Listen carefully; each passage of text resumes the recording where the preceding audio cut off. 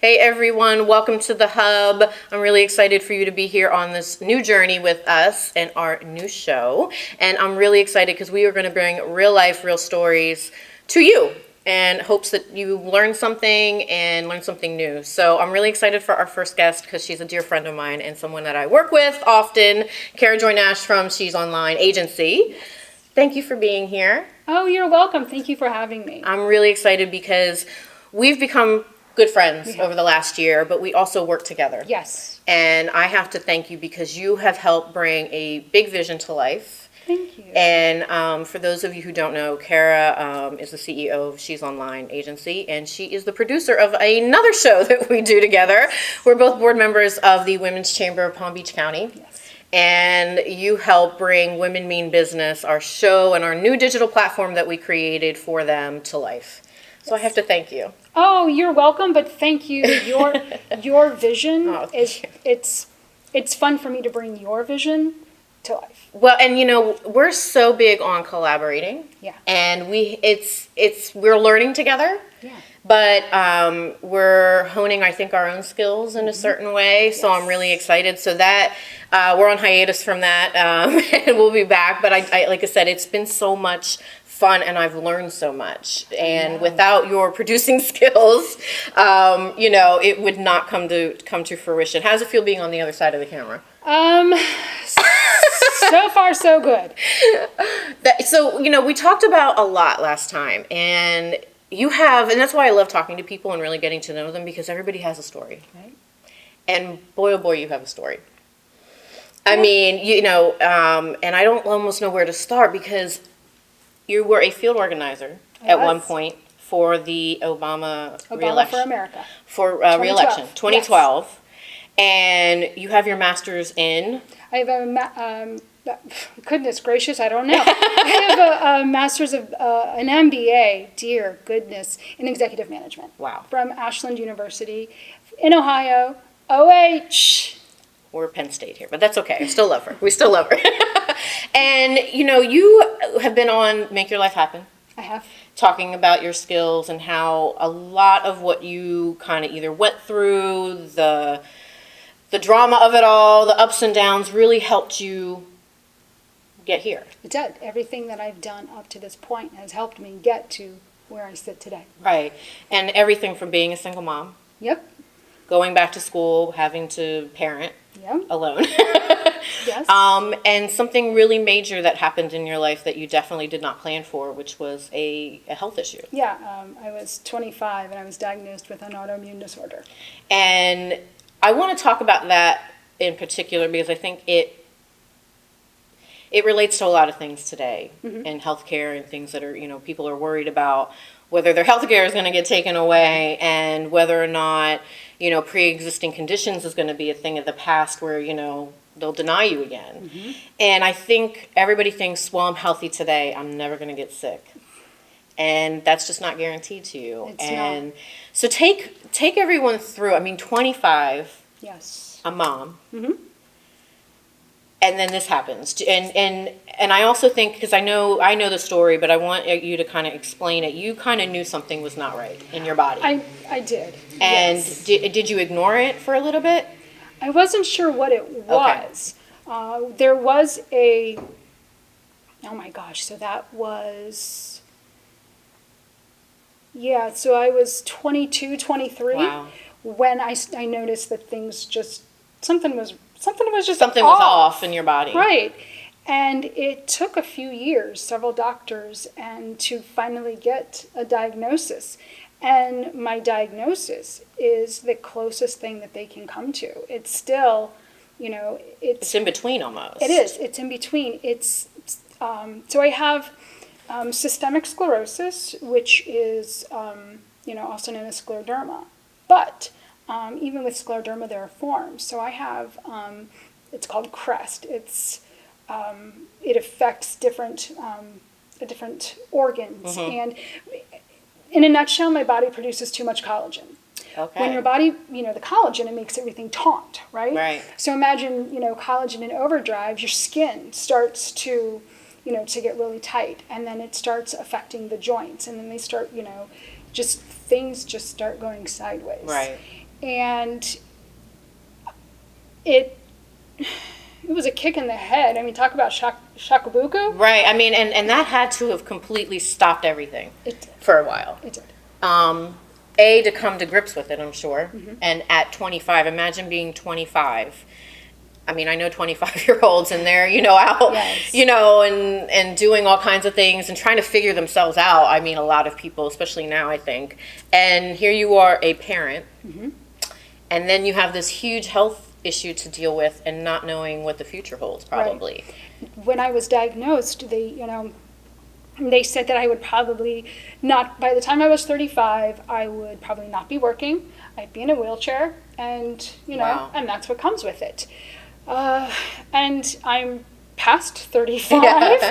I can no longer do the job that I was doing.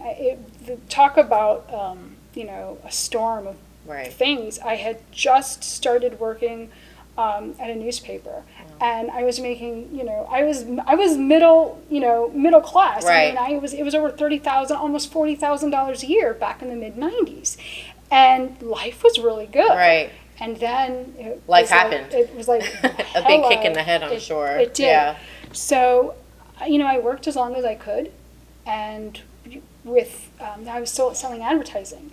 And, driving here, driving there, the longer I worked in advertising, the better I got, the better the position. And then I left the newspaper and went to work for something else. And there was a lot of driving, and it just, physically, I didn't have the stamina. And stress is a trigger for autoimmune disorders. Right. And it just put everything into overdrive. Yeah, so everything was exasperated, I would Exactly. imagine, at that point. Yeah. And I mean, was that hard to know that you were at a point where So it's not really where the doctor said you would be, which is a good thing, but you're still not able to live like a normal life, what everybody else is doing. The way it happened when I left my career, the way it happened was, obviously, it's never how you imagine, No. right? When things started changing, I started looking at myself differently.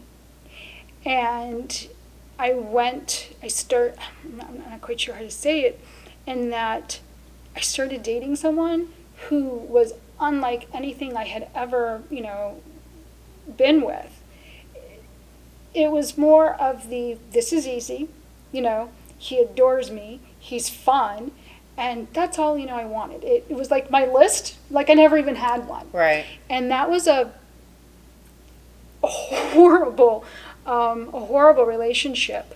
And we got married. He passed away.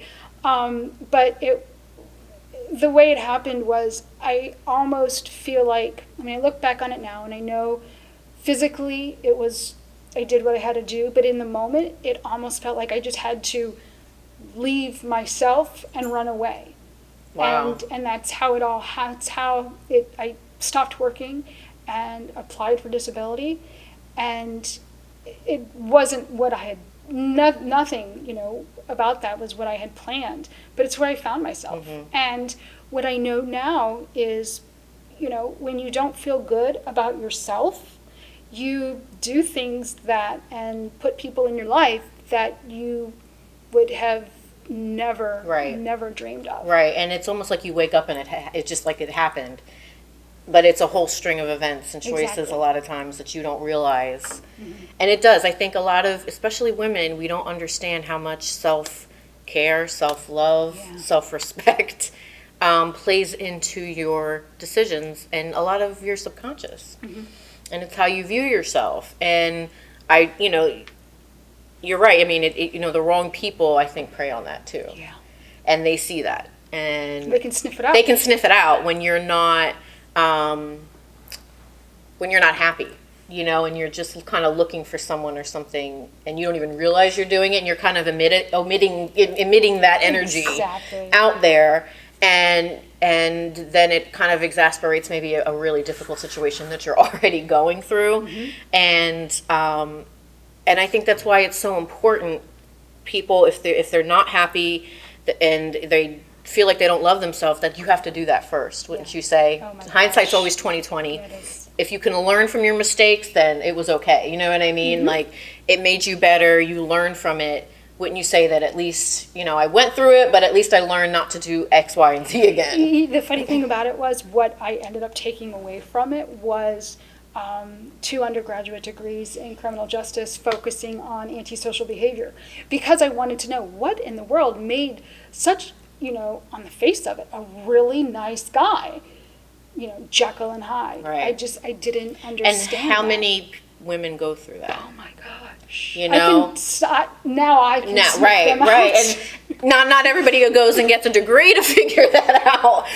But I'm glad you brought that part up, that you still went back to school. What was I going to do? You know what I mean? So you're now a single parent. Well, I got pregnant 7 days after I turned 18. And that's another thing, you know, you had all these things happen that, you know, I'm sure even back then people said, oh, you're not going to make it. You need to do this. You need to now switch up your life. And I mean, look at you where you're at now. But it was really difficult during that time and being 18, you know? Yeah, my son, who's now in his 20s, I remember when he was 17, 18 years old thinking, oh my God. I mean, I knew I was a kid, right? But I really was a kid. Right. When the kid is, you know, your age, when, you know, your life changed, it's like, oh wow, you know what I mean? And you should be proud though that, like, he's an upstanding adult in college, and like you raised, you know, a good kid. He's a good kid with his own struggles, but of course we all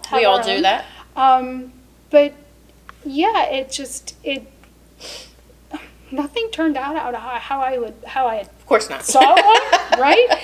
But you know, I've always have this. What positive can I take from it? Right. What can I learn from it? How can I do better?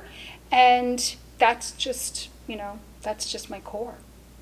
Well, thank God you have that though, because I think it probably carried you through really, really difficult situations. I mean, again, you know, being a young mom, then finding out at such a young age you had such a difficult health concern that would change the course of your life, basically. And it's so important because, you know, again, people are dealing with that now, not knowing what can they do to make their life better. You absolutely can. It just takes a lot of effort, probably a lot of support, and taking care of yourself first and foremost. And that's the one thing that I still struggle with. I like to take care of people. Right. And we as women do that though, don't we? We do. And I will. We forget ourselves. If you were sick and I was sick, I'd be like, okay, I'm good. Let's take care of you. Right. And that is that's you know, a struggle, probably. That is my number one struggle is putting myself first. I try. Right. I know I'm supposed to. I know I have to. Right.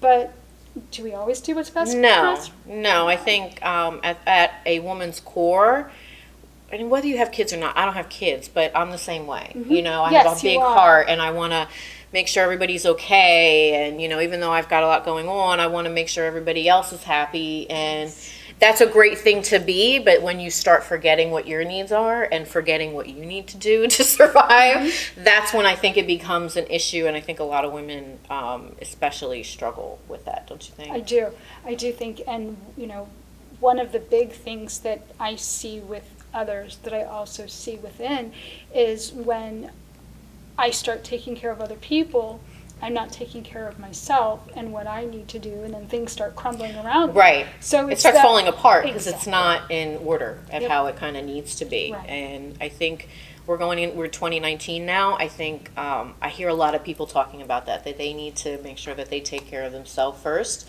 because you cannot pour from an empty cup. No. And I think that's really important that everybody really needs to remember. So again, you know, health scare that changed your life. a really rough relationship that was very difficult with a young child. And so just to clarify, so when about a year and a half after I was diagnosed, maybe 2 years, things were starting to go downhill. My son, who was, I don't know, 7, 8 at the time, I don't remember correctly, exactly. She took my son, no, but she took over primary care of him for a few years, a while. And it was very difficult, but it was what needed to happen. And, it's the village. My child is the child that the village raised. Wow. And it is what it is, but thank God you had that support system, because what would you do? And I see other people who don't have that, and my heart goes out to them, because I have amazing family and amazing friends. I have a friend behind the camera. I don't know what I would do without you and Cynthia. Look, we're in Contemporary Living Studio, and I don't know what I would do without this amazing spot to have my dream come to fruition. I have an amazing family. And we preach about this on the show a lot. You and I talk about this. You have to have a support system, don't you think? Yes, you and do. not everybody has a great family structure. Sometimes it's your friends that are your family. My friends are my family too. And it's really important that people surround themselves with that, because Monday things could be going great, and by Friday, you need somebody to lean on and to talk to and kind of get yourself out of your own head, right? Right. And I think that's so important. So another thing I think is like really, really, really cool. You were a field organizer for the Obama re-election campaign. And I think everything that you've done has been like so super cool, and you just kind of dove in from the different degrees and advertising, and then you're a field organizer. So tell me quickly how you got that job, because I think we're past election season, but we're always in election season now. It's like 2019, 2020 is around the corner. I'm so interested in that. So obviously, the whole I had to leave work, applied for disability. The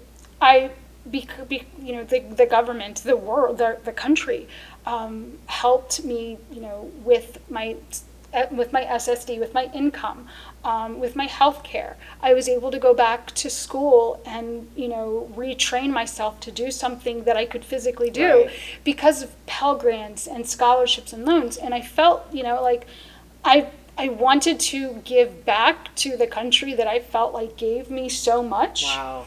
And you can either give your time or your money.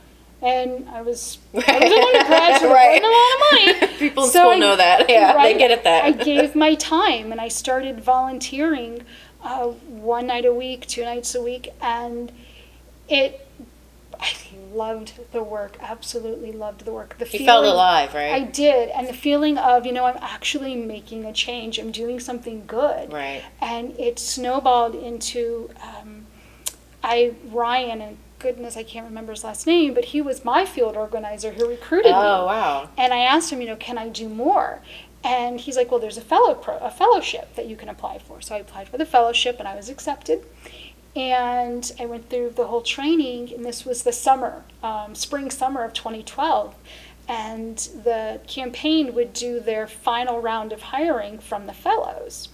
This was actually at the same time I was graduating with my bachelor's from Ohio University. Wow. And I had applied and was accepted to Tiffin for the master's in forensic psychology. That was the path I was on. And I loved what I was doing with the campaign, and that worked so much that, I had, was ready to go, the middle of August. The papers were signed, I was enrolled, and I removed myself, or, unenrolled, whatever the word would be, and was hired as a paid field organizer for the campaign. And I don't regret it. I would do it again. And it's so funny, because I volunteered a lot in this past election campaign, and what I get from everything you're saying is, you're stepping into something, you don't know necessarily where it's going to lead, but it felt right. Exactly. And you never know where those little changes, those little choices that you make, where it's going to lead you, but you have to jump, right? Exactly. You have to jump. And again, you had a plan. You set out to do one thing, but then you turned the course and you went into something else that you absolutely loved and brought you a lot of different skills. It did. That probably, I think, helps you today, right? It does. After the campaign, I ended up managing a couple of different campaigns. I was appointed to elected office in Richland County, so I was actually doing the work that I was a year and a half ago that I was volunteering to help people get elected to do. So it really did change my life. But the one thing that I've noticed along the way is if I'm doing something, there's a little feeling inside that is either you're doing it, you're doing what you should, or there's a positive. Yeah. But if I'm doing something that I shouldn't be, I've learned to read, to take that as well. But everything about what I was doing was just, I loved it. You felt good. I did. And I think that's important because I say this so many times to friends. I say, if you're on the right path, you know it. It feels good. Everything that you need is going to come in line with what you need to do. It's just going to come to you because you're doing what you need to do. And I think it's so important that people, sometimes it doesn't go in line with maybe the first plan that you had, but that doesn't mean you're not supposed to do it. You know what I mean? And you jumped into it. I mean, you were volunteering first. Yes. And then heading into, being a field organizer. That's like a really big job. I don't think people understand what a field organizer really does in a campaign. I mean, they're responsible for a lot of information that kind of goes to the top and how you have a lot of people under you doing a lot of different things. I actually ended up, as a field organizer, I had 5 of my own interns. 5 interns. 5 interns. I was managing over 75 volunteers. Wow.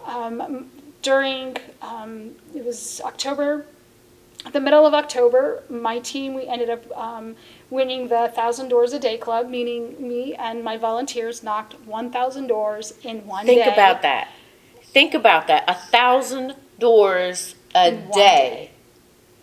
No wonder you won. I mean, you know what I'm saying? I mean, and that's what, and correct me if I'm wrong, that's really grassroots and what people have to understand why. Yes, he had a great platform, and I voted for him. I think he was great. But there's a lot of work that goes into that, and a lot of people that you're just in Ohio in one area. It took a lot of people coming together to be able to do those things, and everything kind of working on all cylinders. Correct? Yes, and the one thing, I took so many things away from it, but the idea of having a plan and a structure, that is probably the most tangible thing that I took away with me, because even now with my work that I'm doing now, there has to be structure, there has to be a plan, or we're And that's so important because when you own the business, it's harder. Like people don't realize, because I always say if you come from like either a 9-to-5 job and you've never really experienced working for yourself or maybe freelancing or anything like that, time can be your biggest enemy because you're not used to managing your own time. And you're not used to managing other people's time and what they need to do. And I think that's the biggest thing that people or entrepreneurs, if they've never been one before, kind of get tripped up on, is that time. So again, all these things that you did created a path for you to own your own business, really, because you developed so many different skill sets. I did. For She's Online. Exactly. And I see a pattern in myself that anything I've wanted to do that I either didn't have the skill set or I didn't have, something, I volunteered. And when I was working on my criminal justice degrees, the Ohio Association for Behavior Analysis, I wanted to be involved. There was really nothing for me to do. And I received an email one day, I think a lot of people, email list, they were looking for somebody to help build a website. I knew nothing about building a website, but I knew that was my in. Wow. So that is so key. That's so key. I raised my hand, and And Yeah, here you go, and now you're doing exactly. that for people. Really. Yes. You know what I mean, mean? I can't. It's Yeah. not something. No, I, but you know, and that's please the don't. thing though, is that your willingness to jump outside of your comfort Exactly. zone, because you took on, and I really can't understate how integral you have been in Women Mean Business, honestly, because I mean, we work on that a lot. It's taken up a lot of time to put something that we're proud of to put out with our name on it, yes, it and that the chamber can be proud of, and we really have some badasses in this chamber that we wanted to highlight that weren't being highlighted and that they could be proud of. So I see your skill and your willingness to jump outside of your comfort zone even now, and because you've done that, you can do that now without. Yeah, you may be fearful, but the fear is going to be there anyway. Do it anyway. So exactly. So this is kind of like my secret. I love this. I So love secrets. when I was working on the campaign, I felt like I had on a cape. Like, you know, I was the campaign manager with the cape. So with my cape on, I could do anything that I wanted. Wow. But when it was just me, when it was just CaraJoy, I was afraid. I was like, oh, I can't do that. Even so, It's like your alter ego. Exactly. And I love it. do Like that Beyonce has now. one. She has Yes. Sasha Fierce, so you're like your own. I love that. There's so many takeaways. I think that's very, very key. So thank you for being here. I'm so excited. I am too. We've got Thank so you. much more we're going to talk with CaraJoy, so please stay tuned to next episode, because I mean she's got an amazing story, and I know it's going to help so many people. So stay tuned, and we will see you next time here at the Hub.